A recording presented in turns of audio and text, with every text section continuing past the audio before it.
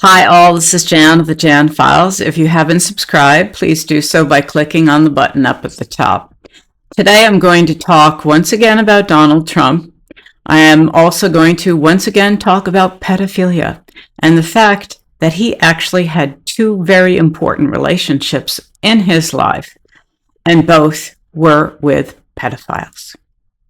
So we all know about Epstein, who they considered each other best of friends or best friends. But we're not going to talk anymore about Epstein. We're going to talk about Roy Cohn.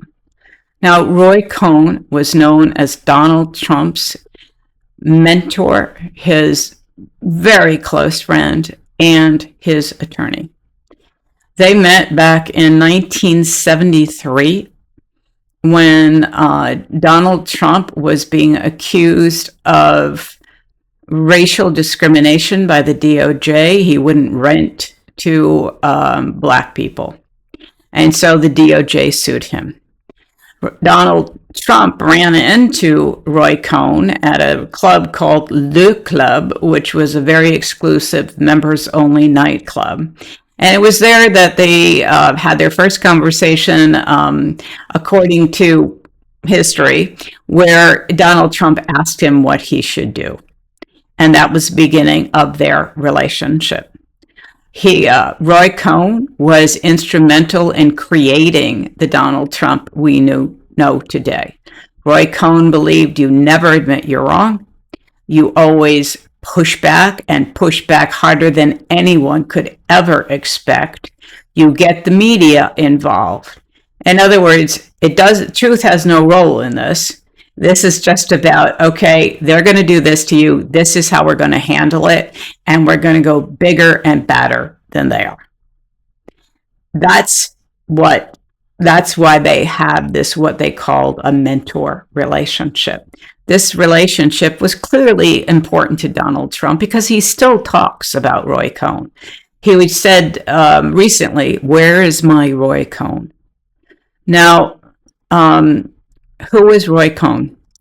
Well, back in 1953, at the age of 23, he became the counsel for Joseph McCarthy in the Senate hearings about communism in the United States. It was the Red Scare.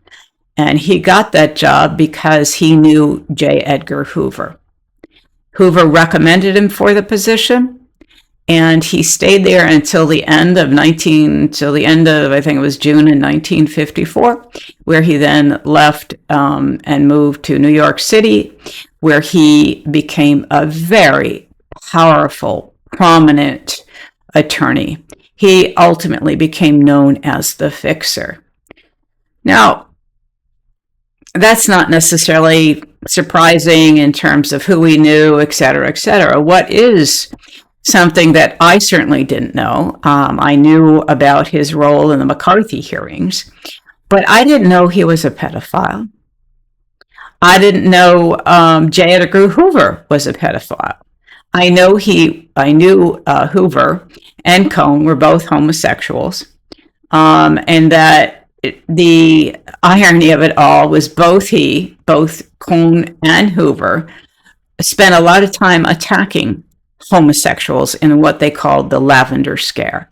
They would get information on these people and then blackmail them and use it to, either in Hoover's case, end something that he didn't want happening, or prosecuted somebody, or got information from somebody to prosecute somebody else. You know the way blackmail works. That's what he used it for. Interestingly enough, Hoover was blackmailed by the mob. So this idea of blackmail and using sex, which is what this was, because what they did was they held parties where they would have little boys, and they would record these parties, or record the people who were abusing the boys. And that could be any kind of number of powerful people. And Roy Cohn was not only holding these parties in the plaza in Suite 233, he partaked in them. Another person who partaked in them was a guy by the name of Louis Rosenstiel. And he had been in the mob. He had been part of prohibition, bootlegging, eventually cleaned up his act and became the largest distributor of liquor in the United States. Well, he wasn't a nice guy. He, and I'm telling you this just because you'll see, he was married 5 times. He was known also as a pedophile, and because he also threw parties. These were earlier parties, but he did the same thing. So this idea of using sex and pedophilia as a way to blackmail people has gone on for a long time. And I'm not naive. I know that blackmail has gone on from time immemorial. But we're talking about a history of this blackmailing going on within our country with the cooperation of the government. Hoover was the FBI. He was one of the most powerful men in this country. He, everybody from Kennedy to Nixon to Johnson was afraid of him. And he liked it that way. And they knew that he had information on them that they didn't want to get out. And he used that to his benefit. Roy Cohn was close to Hoover. They were friends. And Roy Cohn was also close to Louis Rosenstiel. Not really quite sure how they got to know each other. There was a big age gap. But Rosenstiel actually became like a father figure to Roy Cohn. And when they saw each other, they would both stand up and literally salute. So Roy Cohn has also his own 2 important relationships with other pedophiles. But Roy Cohn was a smart man. He had no morals. And yet he was very popular amongst the powerful and the wealthy and politicians. Among his friends were people like Estee Lauder, Ron Lauder, Abe Rosenthal, who owned the New York Times. The Reagans, Nancy Reagan and Ronald Reagan, considered him a good friend. So this was who was this man, and this is what impressed Trump. He wanted to be part of the power circle. He wanted to be in power. And Roy Cohn was showing him how to do it. Now, I am not saying that Donald Trump is a pedophile. So let's just get that off. I am saying he was hanging out with a man, 2 men at this point, but Roy Cohn, who was. And let me, Roy Cohn, yes, had his own parties that he would use to sexually blackmail people. And I'm going to tell you about one. And it went back long before he met Donald Trump. One of the blackmail parties Susan Kaufman attended with her then husband, Louis Rosenstiel, was hosted by Cohn in 1958 at Manhattan's Plaza Hotel, Suite 233. She described being introduced to Hoover, who was in drag, by Cohn, who told her that Hoover's name was Mary, in a fit of barely concealed laughter. Kaufman testified that the young boys were present, and Kaufman claimed that Cohn, Hoover, and her ex-husband engaged in sexual activity with these minors. It wasn't just her who confirmed that this happened. He, being Roy Cohn, actually confirmed it himself. He told an NYPD former detective, James Rothstein, the following. He admitted to being part of a sexual blackmail operation targeting politicians with child prostitutes during a sit-down interview. Rothstein later told a former journalist turned researcher that Cohn had also identified this sexual blackmail operation as being part of the anti-communist crusade of the time. So he even admitted it. Okay. I guess there was this no big thing to abuse little boys in terms of the FBI, CIA, who else knew, right? But he was known. He was known as a fixer. He was a huge, huge presence in New York City, the way Donald Trump wanted to be. And, you know, I can't tell you for sure what Donald Trump knew or didn't know. I can tell you what another friend of Donald Trump's and also another mentee of Roy Cohn said, because Roy Cohn was connected to Donald Trump and Roger Stone. So Roger and Trump came to know each other that way, and Roger is still Trump's friend. Roger Stone said the following: Roy was not gay. He was a man who liked having sex with men.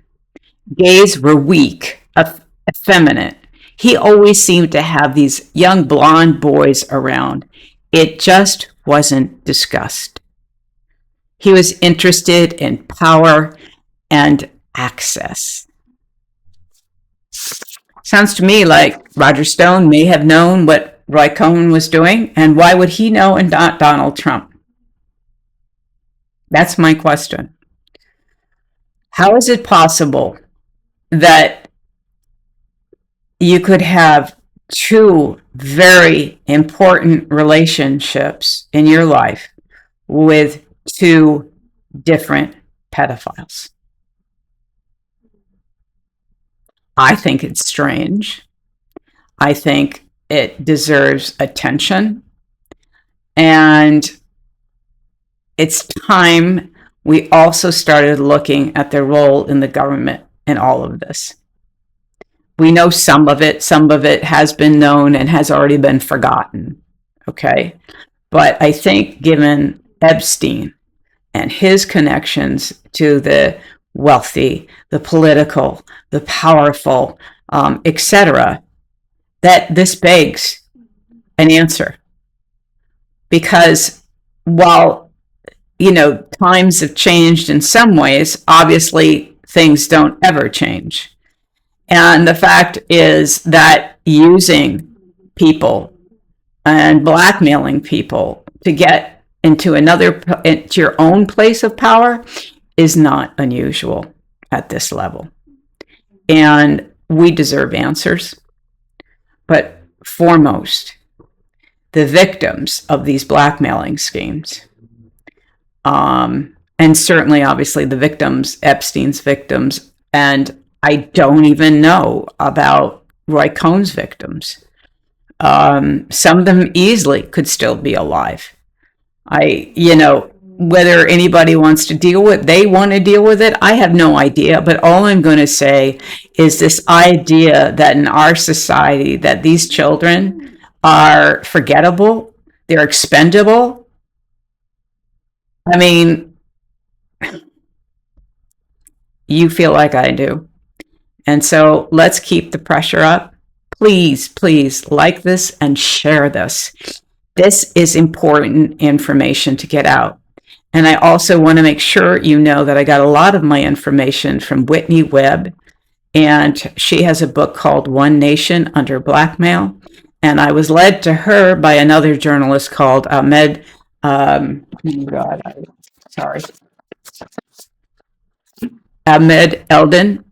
who has a column on Substack. You should check out both of their writing. It's really powerful. It's really informative. There is so much there that I haven't talked about.